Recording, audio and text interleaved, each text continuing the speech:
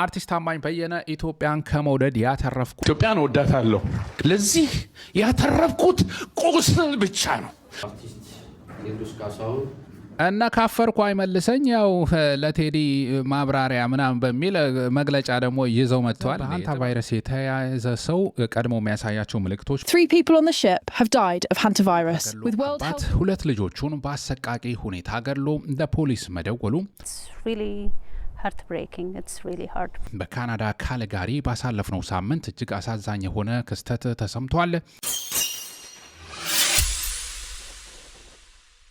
ሰላም ወደ ዩቲዩብ ቤተሰቦቼ እንዴት ናችሁ? እግዚአብሔር ይመስገን። የአሽሩካ ቻናል ነው። እንደተለመደው አዝናኝ አስተማሪ ምላቸውን ጉዳዮች ለእናንተ ይዤላችሁ መጥቻለሁ። ላይክ እያደረጋችሁ እንድትካተሉ ሀሳባችሁን ኮሜንት እንድታደርጉ እጠይቃለሁ። ወደ መረጃው አልፋለሁ። አሽሩካ የምርጦች ምርጫ ይቀጥላል። ቶሪካ የቴዲ አፍሮ አልበም አነጋጋሪነቱ ተደማጭነቱ እንደቀጠለ በእስርም ደግሞ እነሱ መቀጠላቸው እየሰማ እንገኛለን። ግራፊክ ዲዛይን ያደረገው ልጅ ደግሞ በትላንትናው ዕለት መታሰሩ ነው የተሰማው። ግራፊክ ዲዛይን ስንል የተለያዩ የፎቶ ቅንብሮቹን፣ ጽሁፎቹን እንደዚህ አይነት ስራዎችን የሰራው ማለት ነው። ቴዲ አፍሮ ዙሪያ ያሉ ሰዎች ማሰር ቀጥሏል ተባለ። ከዚህ ቀደም ቃል አቀባዩና ምክትል ማናጀሩ እንደዚሁም የቅርብ ጓደኛው መታሰራቸው መዘገባቸው ይታወቃል። ከነሱ ጋር 7 ሰዎች ታስረው በአሁኑ ሰዓት ላይ የጊዜ ቀጠሮ ጠይቆባቸው ይገኛል። የቴዲ አፍሮ ዘፈኖችን ከበሮች በጠቅላላ ዲዛይን ያደረገው ግራፊክ ዲዛይነሩ ዳዊት ከጓደኞቹ ቤት ወስዷል። የቤተሰብ ምንጮች ለዛሀበሻ እንደገለጹት ከሆነ በትላንትናው ዕለት በዳዊት ቤት የፌዴራል ፖሊሶች ፍተሻ አድርገው የነበረ ሲሆን ሊያገኙት አልቻሉም። ሆኖም ግን በዛሬው ዕለት ከጓደኛው ቤት ይዘውት እንደሄዱ ምንጮቻችን ገልጸዋል። በዚህ በኩል አርቲስቱን አክብረን ሐውልት ሰራንለት ይላል ብልጽግና። በዚህ በኩል ደግሞ የተለያየ የፈጠራ ስራ ላይ የአርቲስቲክ ስራ ላይ የሚሳተፉ ሰዎችን ያስራል፣ ማዋከብ ይፈጽማል። ይሄ አሳፋሪ አልተገናኝቶም የሆነ ነገር ነው። በፍጥነት መፈታት አለባቸው። ሰው የፈለገውን ማሰብ ሌላውን የሚጎዳ ነገር እስካላደረገ ድረስ በሐሳብ ምክንያት መታሰር የለበትም። አንሰው መባሉ እንደቀጠለ ነው። ሶሻል ሚዲያውንም እንደፈካ ነው።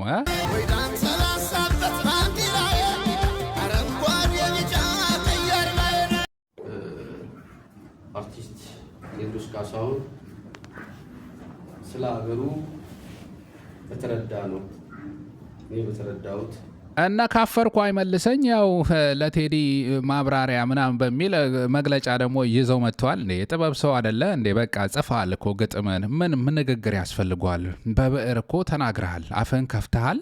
ለዛም ደግሞ ህዝቡ ምላሽ ሰጥተዋል። ስለዚህ የምን ጋዜጣዊ መግለጫ ገለመሌ ማለት ነው።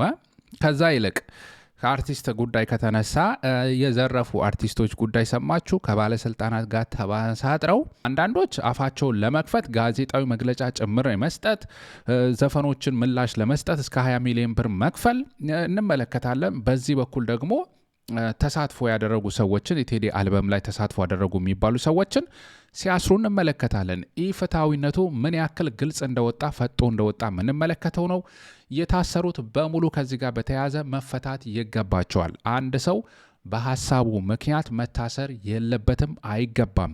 ይሄ ዓለም አቀፍ ሕግ ነው። ሀገራችን ውስጥም ያለ ሕግ ነው። እንግዲህ ሕግ ይግዛችሁ፣ በሕግ አምላክ እንላለን። ብልጽግና ወጋ ይጎዳ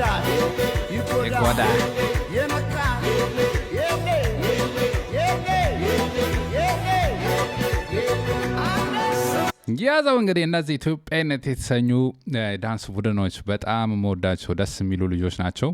ያ ሁሌም ባንዲራችንን ከፍ የሚያደርጉ አለባበሳቸው ባህላዊ ስርዓት ያላቸው ልጆች ናቸው። በጣም ደስ ይለኛል። ኢትዮጵያ ውስጥ ሀሳቡን ስለገለጸ የሚታሰር ሰው አሬ ሰው አንድ በሉልኝ ባካችሁ። ፈጣጣ እኔ ሀገር ውስጥ 3 ያለ የታሰርኩትኝ ሀሳቤን ስለገለጹ ከእንደገና ጀለብያ ለብሼ ባቋራጭ ወጣሁት 11 ወር ሙሉ ፖሊስ ይፈልገኛል እንዴ? ስንት ቲክቶከሮች ታስረው አሁን ፈርተው አይደል ቁጭ ያሉት? አንድ ነገር አያወሩ። አይደብርህም እንዴ አንተ? ልጆች አሉ። ቢያንስ እንደው በዚህ እድሜ እንደዚህ መዋሸት እንደዚህ ወንበዴ ምን አይነት ሰው ነገር? ቃላት ራሱ አይገልጸውም። ኢቶሪካ አንድ ወር ሞልቶት 200,000 እስከሚገባ ያው በእንደዚህ መልኩ እኔም አቀርብላችኋለሁ። ህዝቡም እስካሁን እንደቀጠለ ነው ማዳመጡን፣ በተለያየ መልኩ ያው ሪያክት ማድረጉን።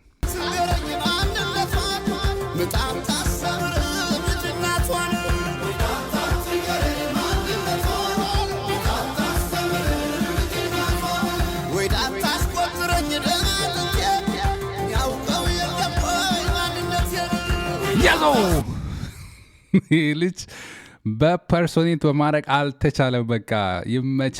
ያው ይቀጥላል። ቴዲ ባንዲራችንን ማንሳታችን ይቀጥላል። አባት ሁለት ልጆቹን በአሰቃቂ ሁኔታ ገድሎ ለፖሊስ መደወሉ ፍርድ ቤት ሲቀርብም ርኅራኄ አለማሳየቱ ተሰምቷል። በካናዳ ካልጋሪ ባሳለፍነው ሳምንት እጅግ አሳዛኝ የሆነ ክስተት ተሰምቷል። They're saying she is living through a nightmare. The 37-year-old accused appearing in court virtually while showing no emotion. አባትና እናት ቢለያዩም ፍቅራቸው ቢያልቅም ነገር ግን ሁለት ልጆች ወልደዋልና በዛ ይገናኛሉ። የ3 ዓመት ሴት ልጅና የ5 ዓመት ወንድ ልጅ አላቸው። ልጆች ደግሞ እናት ጋር ይኖራሉ። እንደዚሁ በአውሮፓን በአሜሪካ እንደሚታወቀው አባት የሆነ ጊዜ እየወሰደ ያዝናናል፣ ያጫውታል። የሆነ ቀን ወሰዳቸውና መመለስ ባለባቸው ሰዓት ግን አልተመለሱም። እናት ስጋት ስለገባት ወደ ፖሊስ ትደውላለች። በዚህ ሰዓትም ያው ፖሊስም ልጆቹ እንደሌሉ መረጃ ይይዛል። አባት ደግሞ በፊናው ልጆቹን በአሰቃቂ ሁኔታ ከገደለ በኋላ ወደ ፖሊስ ይደውላል። ጠፍተው የነበሩ ልጆች ማመልከቻም ስለተሰጠ ፖሊስም እነዛ ልጆች እንደሆኑ መረጃዎችን እንደሰበሰበ ነው። ይህም እንግዲህ ገድያለሁ ብሎ ነው ለፖሊስ የደወለው። ቁጥጥር ስር ውሎ ሰኞ ዕለትም ፍርድ ቤት ቀርቧል። ይህ ግለሰብ በአሰቃቂ ሁኔታ ልጆቹን የገደለው ይህ ግለሰብ ግን ፍርድ ቤት ሲቀርብ ምንም አይነት ስሜት የሐዘን ስሜት እንደማይታይበት ነው የሚገለጸው። ይህ ጉዳይ በእውነት እግዚአብሔር ከእንደዚህ አይነት ክፉ መንፈስ ክፉ ነገር ይጠብቀን። አባት ልጁን እንደዚህ አይነት ነገር አደረገ ሲባል ስንሰማ ምን ያክል አሰቃቂ ነገር ነው በእውነት። ለእናት ደግሞ ምን ያክል ስብራት እንደሚሆንባት heartbreaking. It's really hard for her. So she needs the entire community support at this difficult time. እናት እጅግ ልቧ ተሰብሯል። ምግብም አትበላም። እጅግ የሐዘን ጥልቅ ስሜት ውስጥ ትገኛለች። በዚህ ምክንያትም እኛ በአካባቢ የምንገኝ እያጽናናትና እያበረታናት እንገኛለን ነው ስትል የምትናገረው። ሁለት ልጆቿን በአንድ ጀንበር በራሷ በአባት ባለችው ሰው እንግዲህ ሲገደል እጅግ አሳዛኝ ነው። በካሊጋሪ ኤርትራ ኦርቶዶክስ ተዋሕዶ ቤተክርስቲያን ቅዱስ ሚካኤል ቤተክርስቲያን ባሳለፍነው አርብ ማጽናናት ተካሂዶ ግለሰቡ ኤርትራዊ ከመሆኑ ውጪ ስሙ አልተገለጸም። በሕግ ምክንያት ያው ስሙ ይፋ እንዳይሆን ተደርጓል። በሁለት ግድያዎች የመጀመሪያ ዲግሪ ፈርስት ዲግሪ መርደር በሚል ያው ተጠርጣሪ በሚል ጉዳዩ እየታየ ይገኛል። ከዚህ ጋር በተያያዘ አነጋጋሪ ሆነው ጉዳይ ጥንዶቹ መካከል ችግር ተፈጥሮ ነበረ ከዚህ ቀደም ዶሜስቲክ ሪሌትድ ኮንሰርን። በዛ ምክንያት ፖሊስ 4 ጊዜ መጥቶ እንደነበረ ነገር ግን ያው እስር እንዳልተፈጸመ ቻርጅ እንዳልተፈጸመ ነው የተነገረው። እና ከዚህ ጋር በተያያዘ እንደዚህ አይነት ነገሮች ሲታዩ ልክ እንደ እንግሊዝ ካናዳም እንደ እንግሊዝ አይነት ክሪሚናል ሎው አዳፕት እንድታረግና እንደዚህ ነን ቫዮለንት የሆኑ ፓተርኖች ሲታዩ የሚገድብ ወላጅን የሚገድብ አይነት ሕግ መጽደቅ አለበት ነው የሚሉት። ይሄ ደግሞ እያሉ ያሉት በየአመቱ በካናዳ ከ40 እስከ 60 ህጻናት በአቅራቢያቸው በሚገኝ ሰው ህይወታቸው ይነጠቃል። ይህን ለማስቆምም ጥረት መደረግ አለበት ነው የሚል የተለያዩ ግሩፖች ሀሳብ እያነሱ ያሉት። የሆነ ድብድብና እንደዚህ ቫዮለንት ነገር ባይኖረውም እንደዚህ አይነት ተመሳሳይ ተከታታይ አይነት ነገሮች ከተፈጠሩ ፍርሃትና ጭንቀት የሚፈጥሩ እንደዚህ ኮንትሮል የመደረግ ነገር የሚፈጥሩ ከሆኑ ውሳኔ ይሄ ወላጅ ላይ ገደብ መጣል ያለበት ነገር መፈጠር አለበት ነው እንግዲህ የሚሉት። ይህ ግለሰብ ያው ገዳይ ተጠርጣሪ በሚል ፍርድ ቤት በመጀመሪያ ጊዜ ቀርቧል። ቀጠሩ ደግሞ ለጁን ተሰጥቶት ያው ውሳኔው ተላልፏል ማለት ነው። እጅግ አሳዛኝ ነው። እነዚህ ጨቅላ ህፃናት በአባታቸው ያሳድገናል ይጠብቀናል በሚሉት ጠባቂያቸው ሊሆን በሚገባ ሰው ህይወታቸው መነጠቁ እጅግ ያሳዝናል። ነፍሳቸው በገነት ያሳርፈን። Has contracted hantavirus has now reached Europe following reports that a French national who was not on board the cruise liner has contracted hantavirus after taking a flight with an infected passenger. ወረርሽኝ ሲሰማ ሁሌም ትዝ የሚለን ኮቪድ-19 ነው። ገዳዩ በርካታ መዘዝ ያስከተለብን። ሰሞኑን አንድ ሃንታቫይረስ የተባለ ወረርሽኝ የተሰማ አለ። በዚህ ዙሪያ አንዳንድ የሰማቸውን የዓለም አቀፍ የጤና ድርጅቶች የሚያወጣው መረጃ ወደ እናንተ አደርሳለሁ። 3 people on the ship have died of hantavirus, with World Health Organization estimating the deadly hantavirus strain could have up to a 40% mortality. ሃንታቫይረስ የተባለው እንግዲህ ከአይጦች ወደ ሰው የሚተላለፍ ነው። እስካሁን ድረስ ወደ 3 ሰዎች ገድሏል። እንደዚህ አይነት ቪዲዮዎችን ተመልክታችሁ ይሆናል። ምናልባት ያው እንደ ኮቪድ የመሰለ አለባበስ የተለበሰበት ነው። በሃንታቫይረስ የተያዙትን ሰዎች ከክሩዝ ሺፑ ላይ አንስተው ወደ አምስተርዳም ሲወስዱ ነው 2 ግለሰቦች። እንደዚህ አለባበሱም ነው ያው የኮሮና ስታይል ነው እንግዲህ የተለበሰው። What makes this strain unusual is, unlike most hantaviruses, it's not just spread through rodents. It can also be spread between people, but only through very, very close contact. እስከ 8 ሰዎች የሚሆኑ በኬዙ እንደተያዙ ነው የተሰማውም። አንድ የባህር ጉዞ ላይ ነው ክሩዝ ሺፕ በምትጓዝበት ሁኔታ አትላንቲክ ባህር ላይ የተጓዘች እያለ እዛ ውስጥ ሰዎች መያዛቸው ነው የተነገረው። We're not just headlines.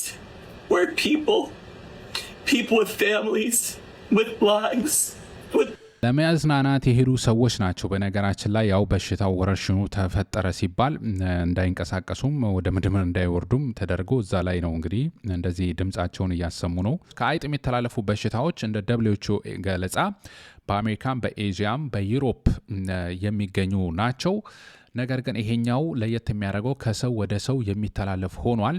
በቅድሚያ ተያዘ የተባለው 70 ዓመት እዚህ መርከብ ላይ ይገኛል የተባለው ግለሰብ አዛውንት ነው። ቀጥሎ ደግሞ ሚስቱ መያዟ ነው የተነገረው። ሁለቱም እንግዲህ ህይወታቸው አርፏል፣ ሞተዋል በዚህ ሃንታቫይረስ አማካኝነት።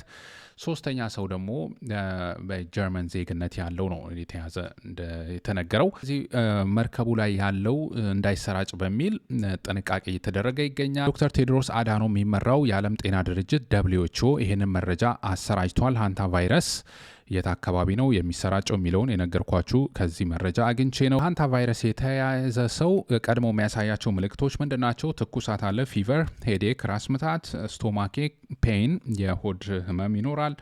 እንደዚሁ ናውዚያ፣ ቮሚቲንግ፣ ማስመለስም ይኖረዋል። ማቅለስለስ ጭምር ይኖረዋል። የሰውነት ህመም ነው መስል ኤክ በሚል ምልክቶች ተገልጸዋል ማለት ነው። ጥንቃቄ ምን ማድረግ ያስፈልጋል የሚለውን ያው ጽዱ ስፍራ ይኖር ነው። አይጦች የሚገቡበት ቀዳዳ ካለ መድፈን ነው፣ መዝጋት። ምግብን በተገቢው ቦታ ማስቀመጥ፣ እሱንም መከታተል። ያው አይጦች ምናምን የሚደርሱበት ካለ አይጦች የተጻዳዱበት ካያችሁ ያንንም በደንብ ማጽዳት፣ በተገቢው ሁኔታ ማጽዳት የሚሉ ጥንቃቄ መልእክቶች ነው የተሰራጩት። ስርጭቱ መነሻ እየተባለ ያለው አርጀንቲና ነው። ምናልባትም እነዛ ጥንዶች ወደ ተፈጥሯዊ ቦታ ሄደው ጉብኝት ስላደረጉ በዛን ጊዜ ንክኪ ተፈጥሯል የሚል ነው እንግዲህ መላምት እየተሰጠ ያለው።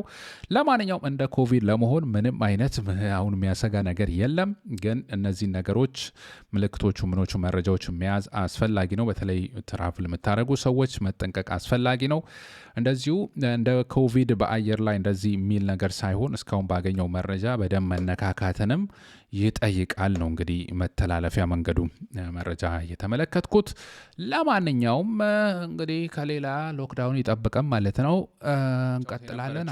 ባላብ ስትጫወት የነበረችው በረከት ገበሬዋ አሳፋሪ ነገሮች በደጋጋሚ እየተሰሙ ነው። እስር ቤት ትገኛለች። አሁን ደግሞ ነዳጅ ሰረቀች እየተባለ ነው። ጭራሽ እግዚኦ። በረከት ገበሬዋም በነዳጅ ማጭበርበር ወንጀል ተጠርጥራ ተከሰሰችም። ከባድ ወንጀል ነው። 100,000 ሊትር ነዳጅ በህገ ወጥ መንገድ ምንም አይነት ዲፖ ሳይኖራት ወስዳ አየር ላይ የፖሸረችው በረከት ገበሬዋም አሁን ደግሞ 466,000 ሊትር ነጭ ናፍጣ ያለምንም ህጋዊ አግባብ እንድታገኝ አድርጓታል የተባሉ ባለስልጣናትም አብሯት ተከሷል። ነው ሰውረን ወጣ እንደ ሸምበቆ ተንከባለለ እንደ ሙቀጫ ነው እየተባለ ያለው። እንግዲህ የሰውረን ማለት ነው። እስከ መጨረሻው መከታተል ነው እንግዲህ እኛ አማራጭም ዝርፊያው በስቷል። ነዳጅ ዋጋ ጭማሪ ተደርጓል። በሊትር እስከ 25 ብር የሚደርስ ጭማሪ ነው የታወጀው።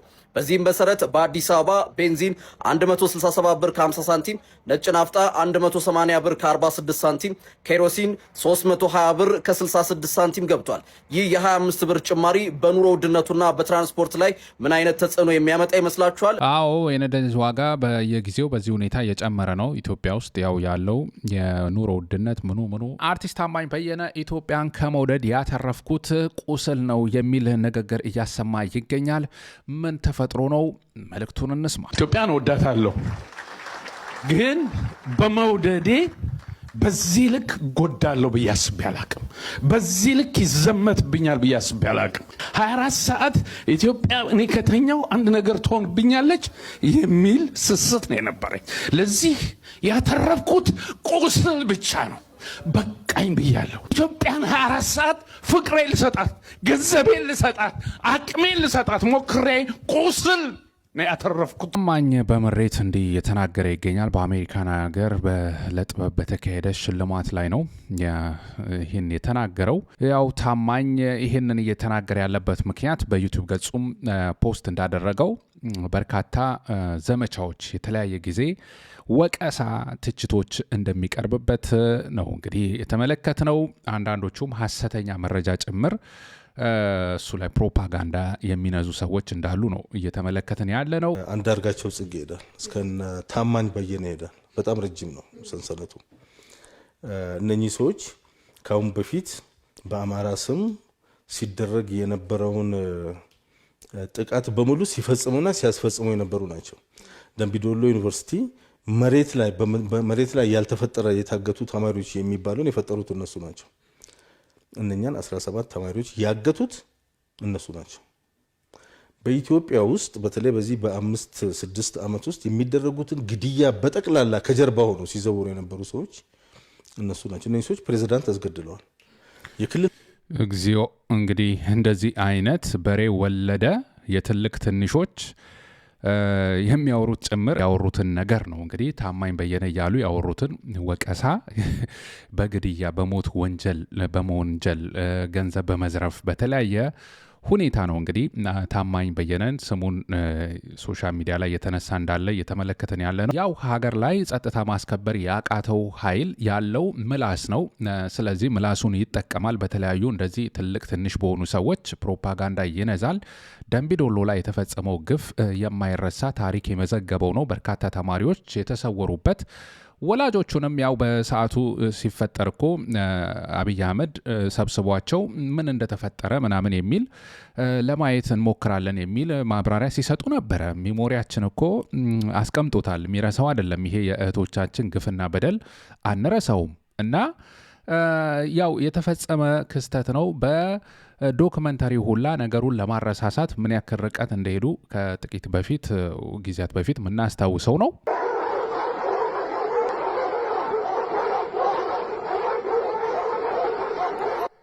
ከወደለች ምላሽ ነች እቲ ውሾችም ይጨዋሉ፣ እኛም ጉዟችንን ቀጥላለን ነው እንግዲህ። በማንነት ተኮር ጥቃት ኦሮሚያ ውስጥ የተፈጸመው ግፍና በደል፣ በልዩ ልዩ ሀገራችን አካባቢ የሚፈጸመው ግፍና በደል በየቀኑ እዚህ ላይ መረጃ የምናቀርበው ጉዳይ ነው። ሶሻል ሚዲያ ላይ የምትከታተሉት ነው።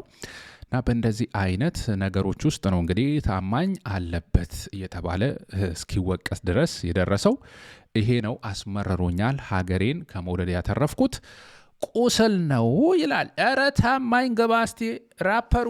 እሺ ኢትዮጵያ ውስጥ ሂፓፕን የጀመረው ታማኝ በየነ ነው ተባለ። አመናችሁም አላመናችሁም ታማኝ በየነ ዩቲዩብ ላይ ሰርች አድርጉ።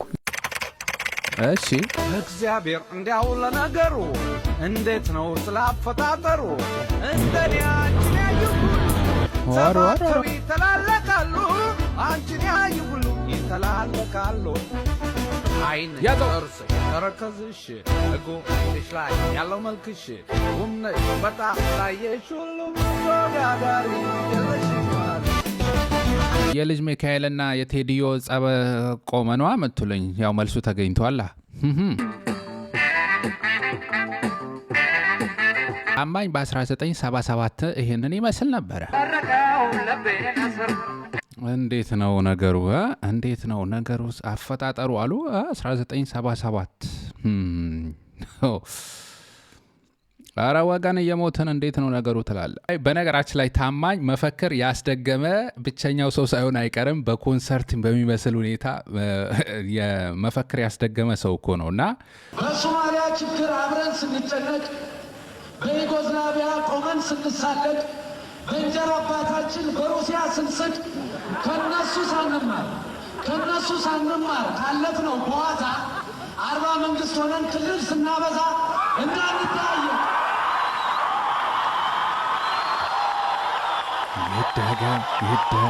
ይደገም የተባለበት ነው የመፈክር እንዳንጠያየቅ ፓስፖርትና ቪዛ ያው ያየነው ነው እንግዲህ ክልል በስቶ የመጣው ጣጣ። ይደገም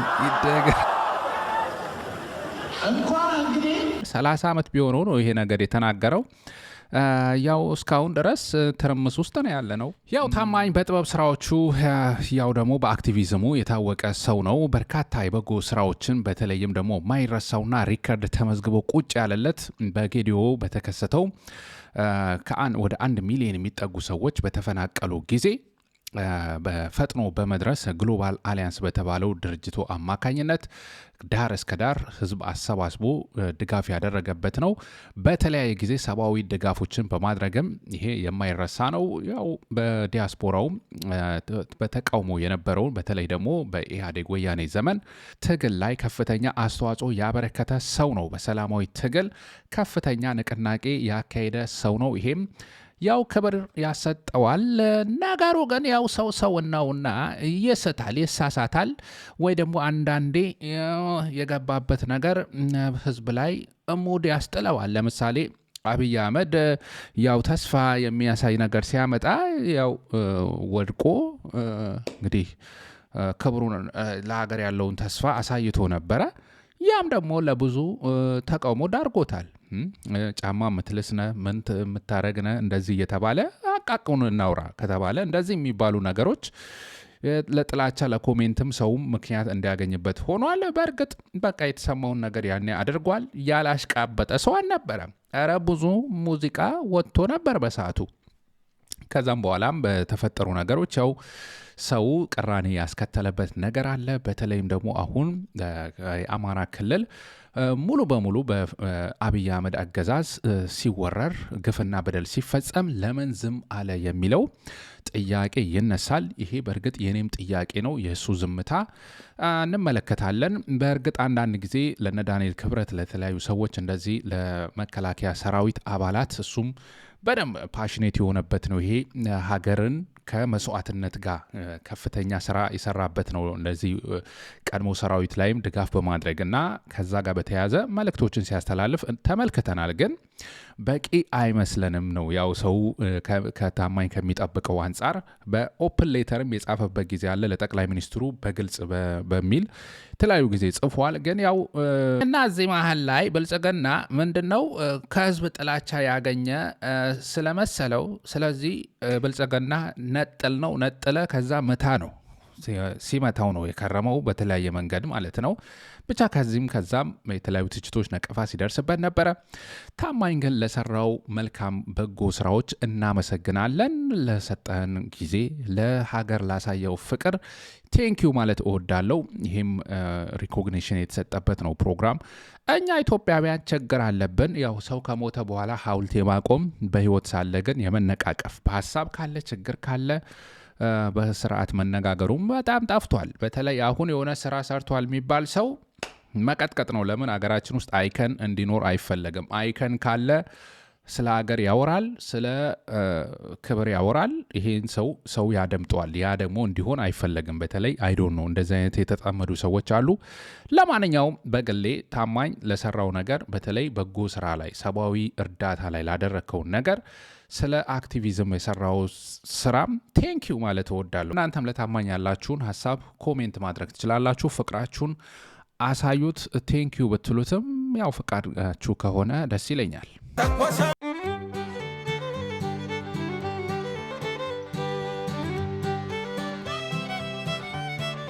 ያዛው እስከስታውንም ትችለዋለን። ተመችቶኛል። ባለበት ሰላም ይብዛለን የሀገር ሰው። እናመሰግናለን። እንግዲህ ኮሪደር ይላል የግጥሙ ርዕስ ኮሪደር ነው የሚለው። እችን ኮሪደር የተሰኘች ግጥም ለጋብዛችሁ። ኮሪደር ይላል የግጥሙ ርዕስ ኮሪደር ነው የሚለው። የኮሪደር መብራት ውበት ባይጠላም ሁሉም እንደሚያውቀው አምፖል አይበላም። ቆይ ግን ስታስቡት የኮሪደሩን ጥግ ቀለም ብትቀባቡት መፍትሄ ነው እንዴ? በኑሮ መወደድ ዳቦ ለሚራቡት በመብራት ዲም ላይት መንገድ ማሽከርከሩ መፍትሄ ነው እንዴ? መጠጊያ ደጅ አጥረው ጎዳና ለሚያድሩ እኮ ምን ይጠቅማል ጎዳናው አምሮበት ድሃ ቢጓዝበት ቢሆን ምን ይጠቅማል ኮሪደር ብልጭልጭ ህዝቡ ግን ቁልጭልጭ። ሐቁን ለመናገር በመብራት ዲም ላይት ባማረው ኮሪደር መጓዝ አይከብድም ወይ ስንዴ ለመበደር? ኧረ ሰው ብሶበታል ይመች። ኮሪደር ወደ ኢትዮጵያ ቤተሰቦቼ ኢትዮጵያ ኤርትራውያን የተካተላችሁኝ ሁላችሁንም ከልብ አመሰግናለሁ። የቀጣይ ሰው ይበለን። አሽሩካ የምርጦች ምርጫ ነበርኩኝ። አመሰግናለሁ።